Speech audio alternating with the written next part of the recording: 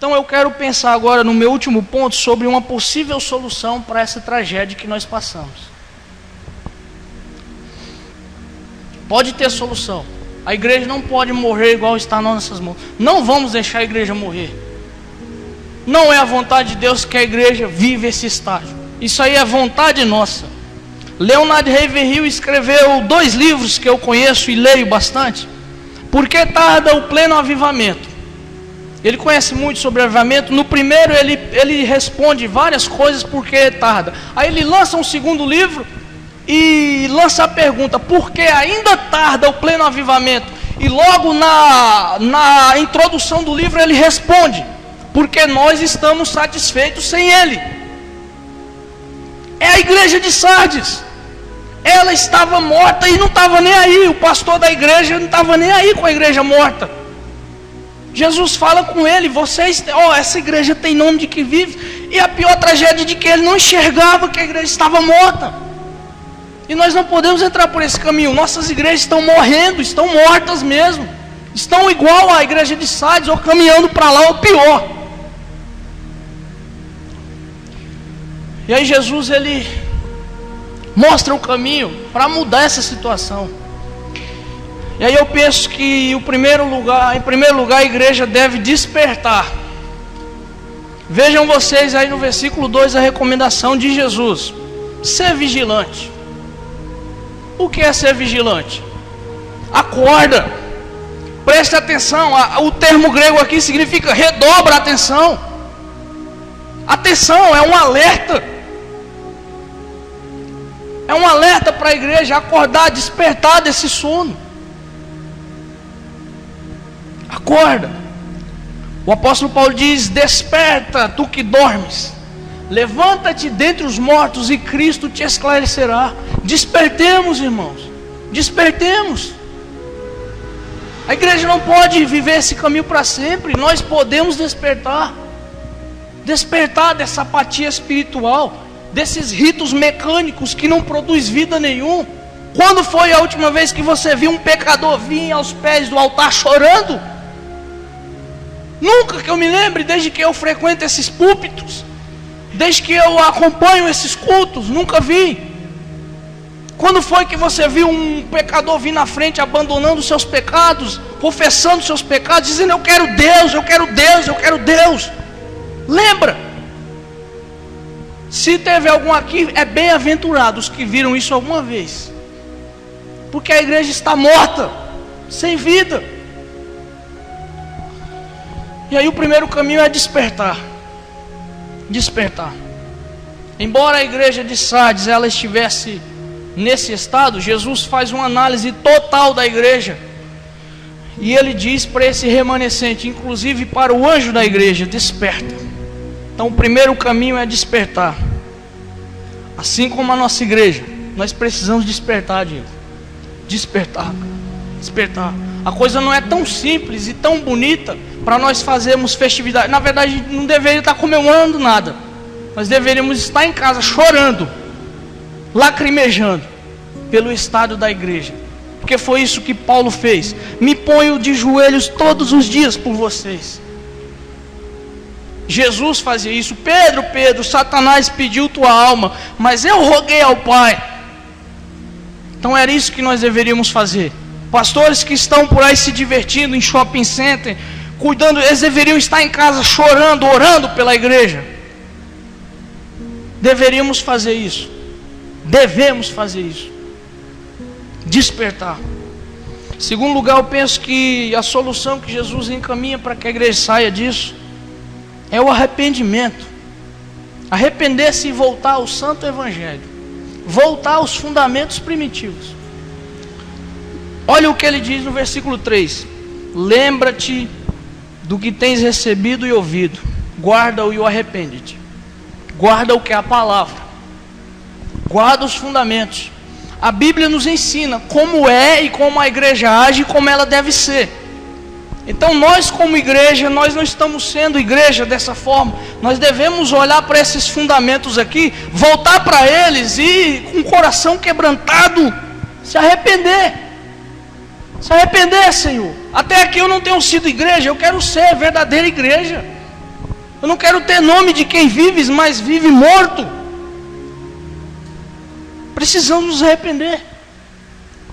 Compare essa igreja moderna de hoje e compare a igreja de Atos 2:42. Perseveravam na doutrina dos apóstolos. Qual igreja está perseverante na doutrina? Um pouco aqui, um pouco ali. Sim, nem tudo está perdido. Tem um remanescente, tem pregadores fiéis, tem homens fiéis. Nesse púlpito aqui tem, senão não estaria aqui. Não estaria aqui ouvindo o Everson pregar. Prega a verdade.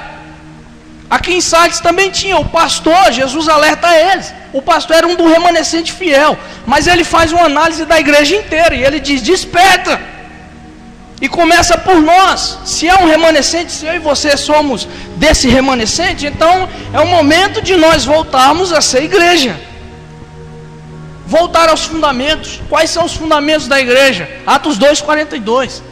Doutrina dos apóstolos. Oração. Oração. Será que está negligenciada a oração? Se o Espírito Santo de Deus descer pelas madrugadas, pelas tardes, pela manhã, para sondar corações, quantos de nós aqui ele ia encontrar orando? Orando. Oração, irmãos. Assim como o homem descobriu o poder, a sabedoria de fazer a bomba atômica, e agora tem até a bomba de hidrogênio, a igreja precisa redescobrir o poder da oração. Uma igreja militante, forte e poderosa é uma igreja de oração. Igreja que não ora não pode ser nem considerada igreja. Se você se diz cristão e você não cultivou, nem aprendeu e nem quer cultivar uma vida de oração, penso que é melhor você reavaliar seu cristianismo, sua conversão. E Jesus convida essa igreja exatamente a voltar para esses fundamentos. Voltemos. A igreja não é casa de show, casa de brincadeira, para nós virmos aqui se divertir, ouvimos aqui, ouvir um bom sermão e voltar para casa. A igreja ela precisa ter vida em Deus, vida em Deus. E por último, penso eu que esse aqui é importante, e a história prova isso, e a Bíblia mostra isso, que para que a igreja ela tenha uma solução nesse sentido, ela está numa tragédia como ela está, e ela precisa sair dessa tragédia, é necessário, preste atenção, que crentes cheios do Espírito Santo se levantem pela causa de Cristo. Agora preste atenção no que é a minha definição de crentes cheios do Espírito Santo. Veja o que Jesus diz para essa igreja: o remanescente. O que é um remanescente? É aqueles aos quais Jesus encontrou e disse assim: ó, tem essa pequena semente ainda que ainda não morreu. São esses. E é através desses que Jesus há de agir. Preste atenção no que ele diz aí: tens em Sardes algumas pessoas que não contaminaram suas vestes. Comigo andarão vestidas de branco porque são dignas. Agora redobre a atenção para o versículo, a frase que diz: são dignas. Jesus considera esse remanescente fiel de alguma forma diferente. E é uma evidência, não é por mérito humano, não é por mérito dos homens, mas Deus nunca usou pessoas negligentes, Deus nunca usou na história da igreja cristãos mortos comuns. Ele sempre usou pessoas que se colocaram na mão dele de forma poderosa. Então, para mim, o que significa aqui quando Jesus diz assim, são dignos? Para mim existe um outro versículo, um outro texto de Hebreus 11:38, que me fala o que significa aqui esse remanescente ser digno. Em Hebreus 11:38, o escritor ele lê uma lista de homens que viveram pela fé e deram sua vida pela fé, e ele diz acerca desses homens, homens dos quais a terra não era digna. Então quem são esses dignos da igreja de Sardes? São aqueles cujo mundo, a terra não era digna destes homens estarem aí, de tão especiais, de tanto que eles deram sua vida pela causa de Cristo. Então, para que a igreja seja sacudida, saia dessa tragédia, é necessário que algumas pessoas se levantem dessa forma. Você já pensou em dar sua vida pelo Evangelho? Você já sonhou com isso? A menos que você tenha fé para fazer isso, esqueça que Deus vai usar a sua vida para fazer qualquer coisa de fenomenal. Esqueça. Agora, se você se contenta com os rabiscos que caem da mesa de Israel, se contente você. Mas é a realidade da Bíblia. Homens que Deus usou foram homens que deram sua vida totalmente ali. E nota, irmãos, Jesus convida o pastor da igreja e ele se apresenta no verso 1: o que tem os 7 Espíritos de Deus, o Espírito Santo na sua plenitude. Ser cheio do Espírito Santo, eu digo, é quando o Espírito Santo está na vida de um homem, de uma mulher, e está usando ele de forma plena. Jesus tem esse Espírito, Jesus deu para a igreja apostólica esse Espírito, na sua força total. Por isso que a igreja saiu com aquele poder como uma locomotiva esmagadora em Jerusalém. Veja o apóstolo Paulo, um homem. Os estudiosos dizem que Paulo foi quem destruiu os alicerces do Império Romano com sua pregação. Aleluia! Isso é fantástico, fenomenal. E tem quantos crentes aqui? Se tivesse uns 2 Paulos aqui, o presidente prudente estava incendiada. Essa é a realidade, cara. Jesus diz ainda: o que tem as 7 estrelas. Se você olhar Apocalipse 1:20, as 7 estrelas são os 7 anjos da igreja. Pastor da igreja, eu tenho você na minha mão. E o que significa que eu aprendo com isso? Que Jesus só vai mudar a história da igreja quando homens se levantarem e se colocarem na mão dele. Eu digo isso em lágrimas. Somente assim. Somente homens que tenham essa poderosa fé de Hebreus, homens dos quais a terra era antiga, são esses homens que deixaram o mundo, deixaram prazer, casa, emprego, tudo pelo Evangelho. Tudo isso. A Bíblia nos diz de Elias. 1 Reis 17 ao 19 é a biografia de Elias. E a Bíblia diz que Elias mudou a história da nação de Israel. Elias, um homem insignificante, vestido de pele de ovelha, se apresentou a Acabe. E Tiago vai nos dizer em Tiago 5,17 que Elias era um homem como nós, semelhantes a nós, tinha as mesmas dificuldades, as mesmas paixões, e orou para que não chovesse, depois orou para que a chuva voltasse, porque Elias estava na mão de Deus. Estava na mão de Deus. Nenhum de nós está na mão de Deus. Você está confiando em faculdade, você está confiando nos seus pais, você está confiando no futuro incerto. Deus não vai usar ninguém dessa forma, não vai, a menos que alguns santos homens se levantem, cheios do Espírito Santo, cheios do Espírito Santo. A igreja primitiva era cheia do Espírito Santo. Me dê mais 5 minutos, eu termino. 9h30 eu acabo, prometo. Hoje é especial, né? Hoje é especial, você tem que ouvir mais, não é, Marcos? E a igreja de Atos era cheia do Espírito Santo, cheia do Espírito Santo. Veja a semelhança de Elias. Elias era um homem comum, Tiago diz. E veja os protagonistas de Atos 2. Pedro. Quem que era Pedro? Pedro era um pescador rude, na palavra. Rude. E quando o Espírito Santo veio sobre a igreja, Pedro se levanta e o primeiro sermão são 3.000 conversões. Um sermão. Pensou, cara? Se o poder do Espírito Santo está sobre nós, vou lá naquela feira do Humberto Salvador na quarta-feira e eu prego. 3.000 pessoas se convertem lá na primeira pregação. Ah, mas isso é coisa da igreja. Isso foi nos tempos dos apóstolos. Isso foi específico para a igreja. Nananina não. A história não diz isso.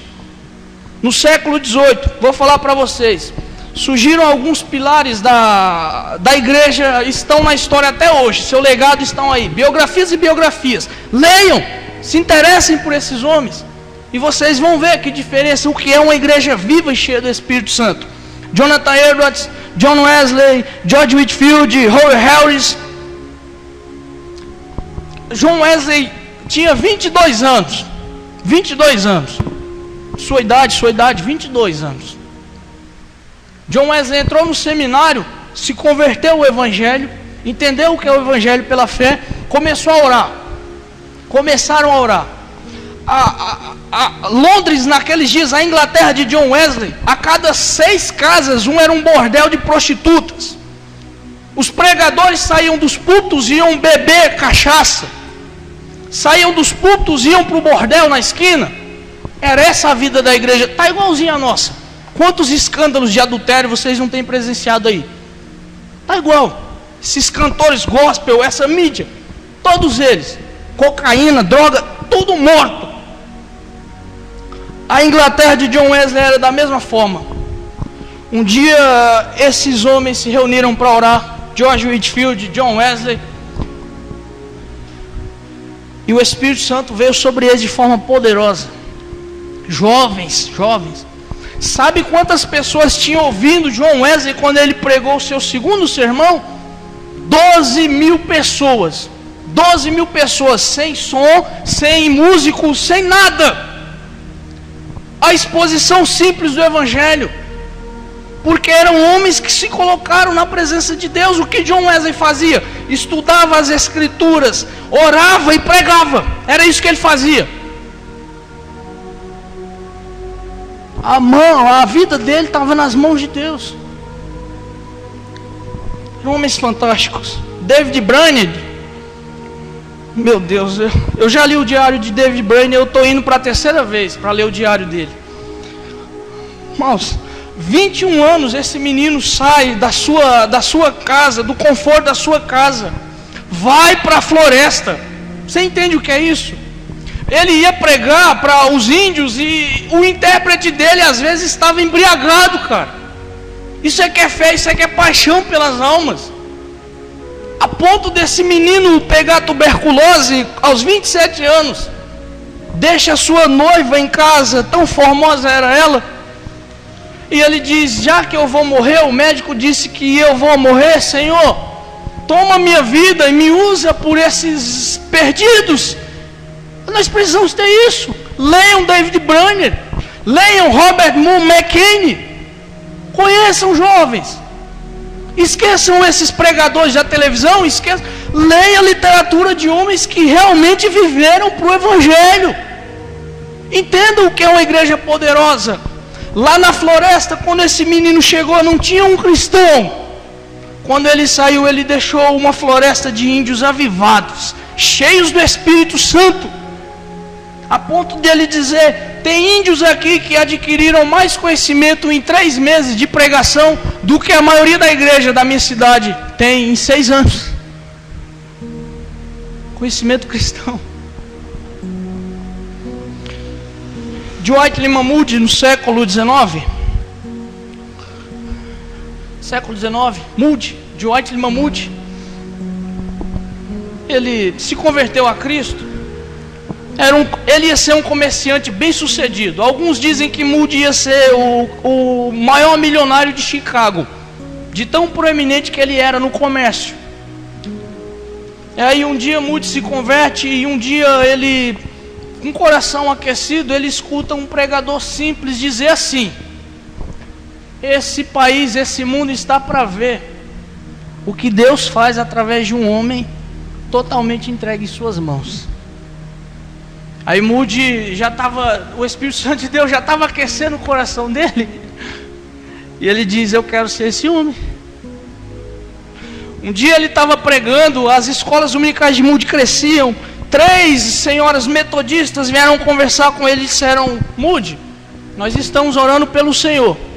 Aí ele achou estranho e falou: mas tanto pecador, tanto ímpio para vocês orarem?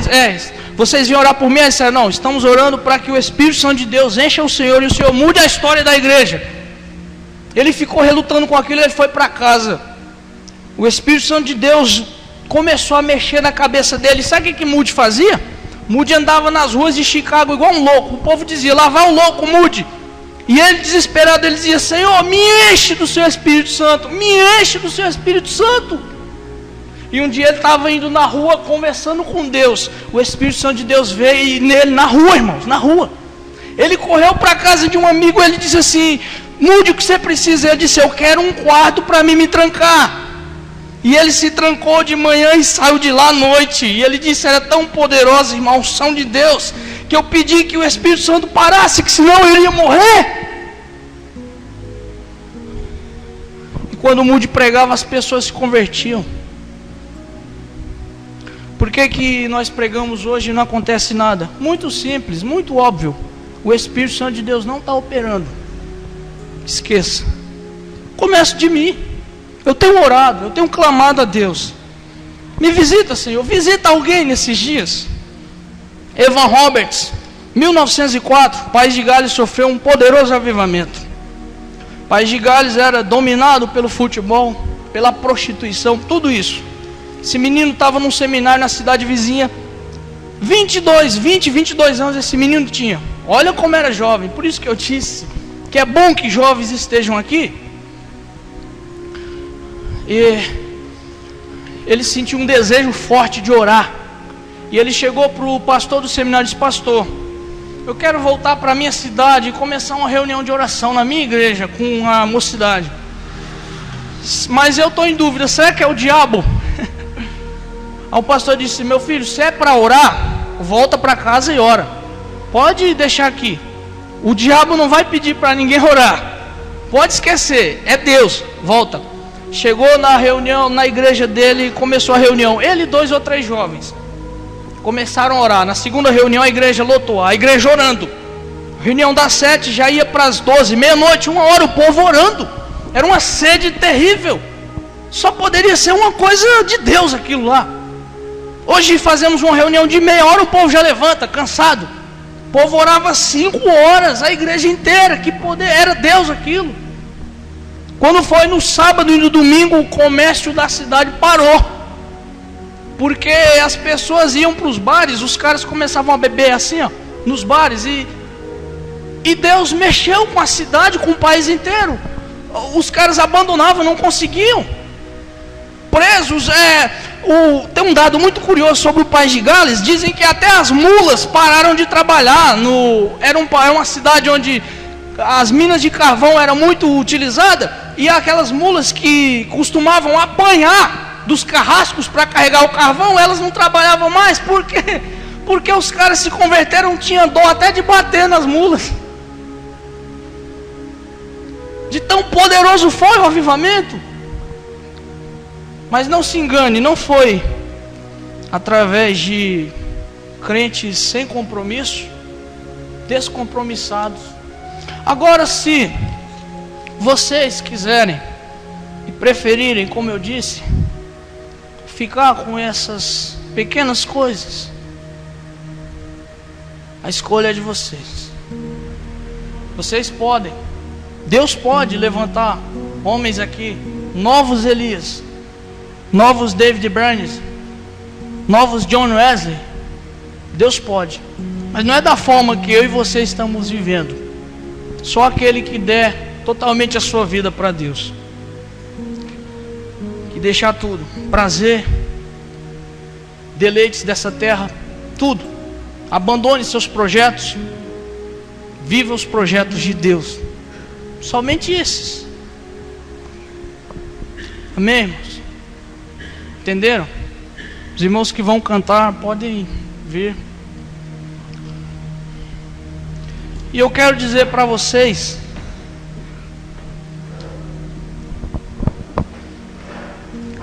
nós podemos mudar o curso da igreja. Nós podemos.